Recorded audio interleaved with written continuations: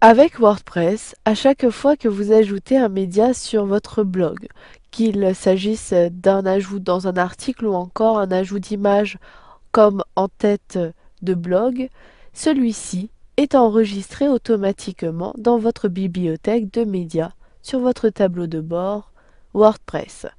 Ici, je suis connecté au tableau de bord du blog domotique, puis pour accéder à cette bibliothèque, je clique sur Médias situé dans le volet de gauche. Vous accédez dans la zone de droite automatiquement à la liste des médias disponibles sur votre blog, qu'ils soient publiés ou non. Pour visualiser tous les médias, j'utilise la barre de défilement. Vous avez ainsi dans la première colonne la possibilité d'avoir le titre du fichier ainsi que l'extension du fichier. Ici pour le premier fichier, je sais qu'il s'agit d'un document Word puisqu'il y est écrit Doc. J'utilise la barre de défilement et je peux également avoir d'autres informations telles que images d'arrière-plan. Puis dans la zone de droite, la colonne suivante, vous avez l'auteur. Ensuite, vous avez une colonne attachée à. Dans cette colonne, vous avez l'information du titre de l'article qui contient le média de Homotique dossier de presse. Donc je sais qu'il est à l'intérieur de l'article dossier de presse.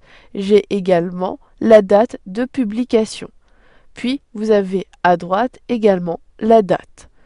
Vous pouvez voir cependant que pour le deuxième média, Homotique dossier de presse, celui-ci n'est pas attaché à un article. Puis, si vous souhaitez voir les autres médias disponibles dans votre bibliothèque, n'oubliez pas de sélectionner les flèches situées de part et d'autre, ici des numérotations de pages. Je clique sur flèche suivante pour accéder à la page suivante, à la page numéro 2.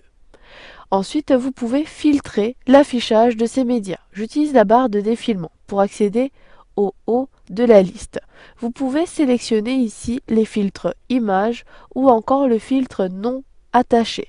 Je sélectionne ici le filtre image pour n'afficher uniquement les images disponibles sur mon blog. Maintenant, si je souhaite modifier l'un des fichiers, je clique sur Modifier situé en dessous du titre de mon fichier.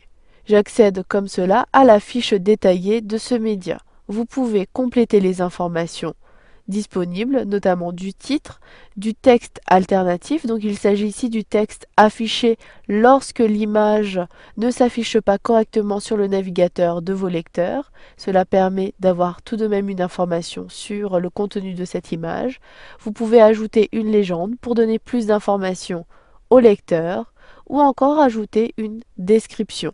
Il s'agit ici de la description qui apparaît lorsque vous positionnez votre curseur sur une image. Donc cette description apparaît à l'intérieur d'une étiquette. Cliquez tout simplement dans la zone, puis saisissez à l'aide de votre clavier le texte. Ensuite, cliquez sur Mettre à jour le fichier.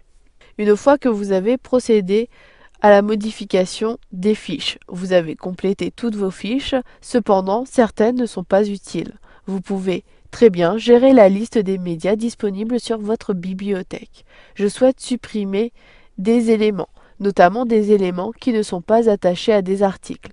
Je clique donc sur le filtre non attaché et je souhaite supprimer ces éléments. Pour supprimer un élément, positionnez votre curseur sur le titre de l'élément, puis sélectionnez le lien Supprimer définitivement. Je clique sur ce lien. Maintenant, je valide en cliquant sur OK dans la boîte de dialogue. L'élément est automatiquement supprimé. Si vous souhaitez cependant supprimer plusieurs éléments en même temps, sélectionnez ces éléments dans la colonne de gauche. Je sélectionne ici en cliquant sur la case située à gauche. Si vous souhaitez supprimer toute la liste, cliquez sur la première case située dans le titre des colonnes. Puis, je clique sur le menu déroulant, je sélectionne Supprimer définitivement. Je clique ensuite sur Appliquer. J'ai à nouveau normalement une boîte de dialogue qui apparaît, mais ici, la suppression a été automatiquement effectuée. Donc il faut bien faire attention lorsque vous faites des actions groupées de suppression. Procédez de la même façon pour les éléments suivants. Maintenant, je sais qu'il y a 18 éléments en tout, dont 14 images, et dans ces 18, il y a 11 fichiers qui ne sont pas attachés soit à une page ou encore à un article. Vous savez maintenant comment gérer la bibliothèque de médias de votre blog en complétant des fiches, mais également en supprimant des éléments.